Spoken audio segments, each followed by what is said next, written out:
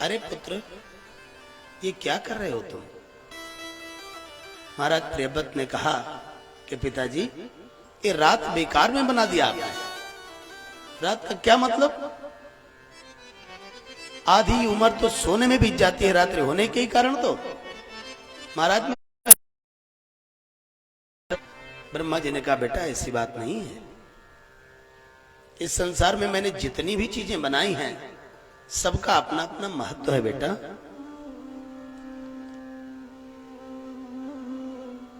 ब्रह्मा जी ने कहा, पुत्र, महाराज प्रियव्रत ने कहा कि भगवान मैं समझा नहीं। तो ब्रह्मा जी ने कहा, देखो बेटा, इस संसार में कोई भी वस्तु निरर्थक नहीं है। जैसे एक दादी मां भोजन बना रही थी और भोजन बनाते समय भोजन तो तैयार, तो महाराज भोजन का स्वाद फिर बिगड़ गया। सबने कहा भोजन तो गड़बड़ हो गया। दादी ने सोचा कि अपनी गलती न होने पावे। अगले दिन महाराज इतना सावधान रही दादी, इतना सावधान रही कि सब्जी में तो नहीं, खीर में भी नमक डाल बैठी। संसार में निरर्थक कुछ भी नहीं है। हम जिस वस्तु का उपयोग नहीं जानेंगे वो बेकार है। अगर उसी वस्तु का उपयोग तो उसका हर बने। और महाराज प्रियव्रत ने अपने एक एक पुत्र को एक एक द्वीप का राजा बनाया, जिसमें सबसे पहला द्वीप है जम्बूद्वीप, जिसके अधिपति बने अग्निद के 9 बेटा हुए। ब्राह्मणों के आश्वासन देने के कारण कि राजन तुम तपस्या करो, परमात्मा कृपा करेंगे। महाराज नाभि ने तपस्या करी और इनकी तपस्या से परमात्मा प्रसन्न हुए। होकर के जब प्रभु प्रकट, भगवान नारायण स्वयं महाराज नाभि और मेरु देवी के यहाँ ऋषभ बनकर, भगवान ऋषभ देव बनकर प्रकट हुए। बोलो ऋषभ देव भगवान की। अब तो महाराज जब तो उनके तेज और ओज से इंद्र को ऋषभ देव ने बड़ा सुंदर विषयानंद और ब्रह्मानंद का उपदेश दिया। अपने पुत्रों को समझाते हुए कहते हैं, पुत्र विषय ऋषभदेव की बाह्य क्रिया का अनुकरण अरहन नाम के राजा ने किया और वहीं से जैन मत का शुभारंभ हो गया। स्वामी सुखदेव जी कहते हैं, परीक्षित, अब तो भगवान ऋषभदेव के जो पहले पुत्र, जैसे ही पानी पीने के लिए नदी में उतरा, इतने में एक बाघ ने जोर की दहाड़ लगाई और उस बाघ के दहाड़ से घबरा करके हिरण कूद पड़ा पानी में। क्योंकि वो गर्भवती थी, उसका गर्भ स्रवित हो गया और हिरण मर गया। छोटा सा बच्चा शावक को नहीं देख लें तब तक भरत जी को चैन ही नहीं आता। इस कथा का मतलब समझो बंधुओं, साधक को प्रतिक्षण अपने जीवन में सावधान रहना चाहिए। हम बुरा काम करते ही नहीं फंसते हैं, कभी कभी अच्छे काम, तो कभी कभी आदमी अच्छे काम करते हुए भी फंस जाता है, मोह में, लोभ में, मद में, मत्सर में। इसलिए साधक को हमेशा सावधान रहना चाहिए। एक महात्मा जी थे बाबूजी, और महात्मा जी इतने अच्छे साधक थे, इतने अच्छे साधक थे कि वो इंद्र, कैसे करूं, इस सोने की तलवार है, पता लगा यहां पड़ी है, किसी ने चुरा लिया तो वापस कहां से करेंगे।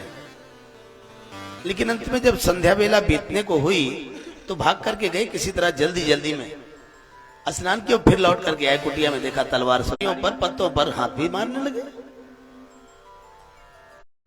इधर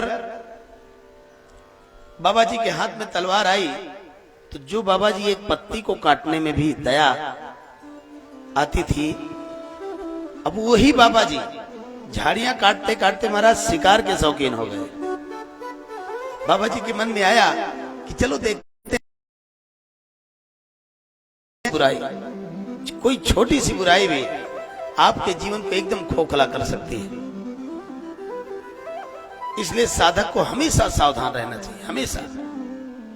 छोटा सा लोभ, छोटा सा मोह, छोटा सा अहंकार आपको खोजा। भरत जी ने वो मृग शावक मिला ही नहीं। अंत में उसी मृग शावक का हाय मृग कहते कहते भरत जी का प्राण निकल गया। और महाराज अंते या मति सागति, अंत में आपकी जैसी मति होती है अगला जन्म हमको आपको वैसा ही मिलता है। इसीलिए मैं हाथ जोड़ता हूं, नहीं रही। इसलिए ऋषियों मुनियों के आश्रम में ही घूम घूम करके घास चरा करते थे। थोड़े दिन बाद वो मृग योनि से भी मुक्ति मिल गई और ब्राह्मण के यहाँ हुआ। 9 भाई थे भरत जी महाराज, 8 क्या होगा। एकांत में रहने को मिलेगा और खाने के लिए कुछ न कुछ ईश्वर देगा ही, क्योंकि जिसने चोंच दिया है वो चारा तो देगा ही देगा। और बस अपने राम वहां पर मस्ती में भजन करेंगे। जब कोई हलचल नहीं हुई जड़ भरत जी में, तो माता महाकाली ने सोचा कि ये ब्रह्मज्ञानी है क्या, और अगर ब्रह्मज्ञानी की मृत्यु मेरे सामने हो गई तो संसार को कौन सा मुंह दिखाऊंगी मैं। तो सौवीर देश का राजा रहुगण कपिल भगवान के पास सत्संग करने जा रहा था। पालकी में बैठा हुआ था और 4 कहार उसकी पालकी को ले जा रहे थे। रास्ते में एक कहार की अब तो जड़ भरत जी कहारों के साथ आए और पालकी में लग गए। अब पालकी लेकर चलने लगे जब जड़ भरत जी, तो महाराज सामान्य लोगों के चलने में और विशिष्ट पढ़े लिखे लोगों के चलने में कुछ तो अंतर होना चाहिए। को जब झटका लगे तो गुस्सा हो, बड़े जोर, हे कुहारों चलना नहीं आता क्या, कैसे मरे मरे चल रहे हो, फिर भी झटका लग रहा है। कहारों ने कहा महाराज जानते नहीं हो मुझको, मैं ऐसा दंड दूंगा कि यमराज भी कांप जाएंगे। इतने में जड़ भरत जी ने सोचा कि जा रहा है सत्संग करने और मैं हूं संत। संत ने जिसका भार अपने कंधे पर ले लिया हो, इसके बाद भी अगर वो नरक में जाए तो बदनामी तो संत की ही होगी। सोच उसको तुम दंड दे ही नहीं सकते, और जिसको तुम दंड दे सकते हो उससे मेरा कोई वास्ता नहीं है। ये भगवान जब ऐसी बात कही तो रहुगण को लगा मुझसे बड़ी गलती हुई क्या, कौन है जो इतने ज्ञान की बात कर रहा है मेरे पालकी में। अरे महाराज मैंने आपका दिल दुखाया तो मेरे अपराध को क्षमा कर दीजिए, क्योंकि भगवान ना हम विसंके सुरराज वज्रा न त्रयक्षशूलान न यमस्य दंडा नाग्निर्क सोमा निलवित पासराज छंके भृसम ब्रह्म कुलावमाना। लेकिन महाराज बड़ा डर लगता है कि किसी ब्राह्मण का की अवमानना मुझसे न हो जाए। और बंधुओं सत्य बताऊं, एकदम अनुभूत बात है मेरी, इस धरती पर इतना जरूर याद रखिएगा कि भैया जो ब्राह्मण तिलक लगाता हो मस्तक पर, सिर पर शिखा और कंधे पर न लगाओ, पहले उसको आसन दो, तुरंत आसन। ब्राह्मण पुस्तक संग और स्त्री का स्तन कभी धरती को स्पर्श नहीं करने चाहिए। ब्राह्मण अगर धरती पर खड़ा है तो धरती माता को इतना कष्ट कभी नहीं होता जितना उस समय होता है ब्राह्मण खड़े रहने से। अगर कहीं है तो केवल और केवल ब्राह्मण के रूप में, एकदम मूर्त रूप में। रहुगण कांपने लगा। जब इतनी प्रार्थना करी तो जड़ भरत जी ने कहा राजन तुम हो तो महामूर्ख, लेकिन बात ज्ञानियों जैसी करते हो,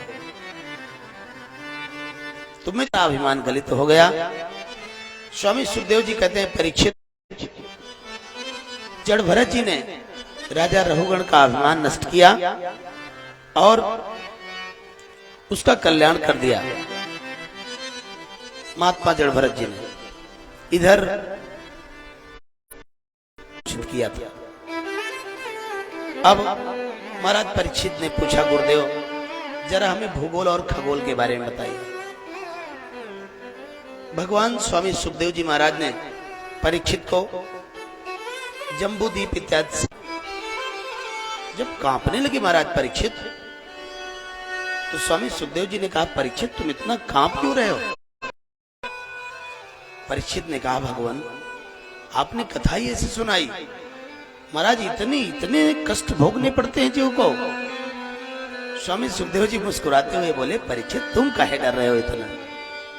अरे परीक्षित, ये जो नरकों की यातना मैंने तुमको बताई, ये सब पाप। स्वामी सुखदेव जी कहते हैं, परीक्षित भगवान नाम संकीर्तन ही इतना सुंदर साबुन है इन पापों को धोने का, कि कोई जीव एक बार, केवल एक बार अपने जीवन में प्रेम से भगवान श्री हरि की शरणागति ग्रहण कर ले, केवल पाप ही करता रहे, और अगर प्रेम से एक भी बार प्रभु को पुकार ले तो सारे पापों का संहार कर दिया करते हैं। परीक्षित ने कहा, महाराज इसका कोई प्रमाण भी है? गायत्री जपता था, साधना किया करता था, वेद पाठी ब्राह्मण था। एक दिन परीक्षित वो यज्ञ के लिए समिधा लेने वन को गया, और वन में जब देखता है कि एक शूद्र एक वेश्या में रत है, श्रेष्ठ कर्मी ब्राह्मण है, और गया भी है तो अच्छे काम में गया है, समिधा लेने गया है वन में, अच्छे काम में भी गया है, अच्छी भावना भी है, अच्छी योग्यता भी है, फिर भी महाराज किस स्थान पर भटक गई महाराज उस लड़का से। एक दिन कुछ महात्मा अजामिल के गांव में आए और उन्होंने की इच्छा जाहिर की, तो गांव वालों ने महात्माओं का मजाक बनाने के लिए उसी गणिका का घर बता दिया।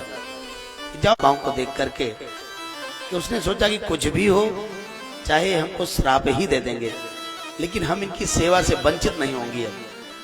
और महात्माओं को बिना अपने बारे में बताया छुपाया, जबकि मैं अपनी आपकी सेवा करने की पात्र नहीं थी। अपने बारे में पूरा वृत्तांत बताया उस गणिका ने। महात्माओं ने कहा, बेटी तू जैसी भी हो, लेकिन तेरी सेवा का भाव जो है बड़ा उत्तम है, तू बिल्कुल चिंता मत कर।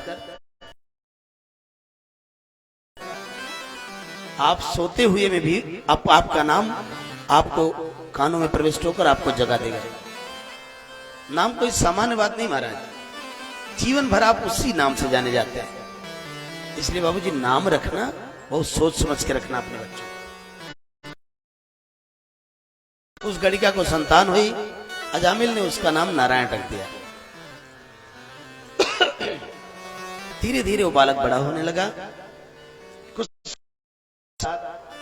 अजामिल के प्राण प्रयाण का समय आया, और अंतिम समय आते ही अजामिल भी बहुत प्यार करता था अपने उस बेटे को। तो जब आदमी अधिक प्रीति करता रहता है, उसी का स्मरण करता है। नारायण यमदूतों ने कहा कि इसका अंतिम समय आया है, भगवत पार्षदों ने कहा, अब तो तुम इसको नहीं ले जा सकते। क्यों काल से? और मेरे स्वामी का जो नारायण नाम है अनंत युगों से है, तो पहले जिसका नाम पड़ा है उसका माना जाएगा कि इसका माना जाएगा? अब तो महाराज यमदूत के सामने अपना दंड फेंक दिया। बोले, महाराज हम बाज आए आपकी नौकरी से। यमराज ने पूछा, क्या हुआ भैया? पूरी बात बताई। कि जैसे ही मैं पहुंचा, चार हाथ वाले 4 लोग वहां पहुंच गए, और वो कहने लगे कि मेरे स्वामी को बुला रहा था, मेरे लोग खो जाएगा। और महाराज मेरी बड़ी पिटाई करी, गाई। यमदूतों ने कहा, महाराज अगर स्वयं नारायण भी नहीं बता सकते, तो इसका मतलब एक कपोल कल्पना भी तो हो सकती है। जब इसका महत्व कोई जानता ही नहीं है, तो एक कपोल कल्पना भी तो हो सकती है। यमराज ने कहा, नहीं ऐसी बात नहीं है।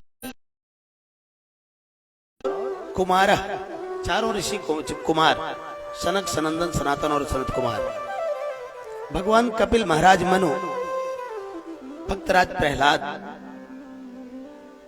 महाराज जनक, पितामह भीष्म, राजा बलि। अब बताओ महाराज, हम आप कैसे जान सकते हैं भगवान नाम की महिमा?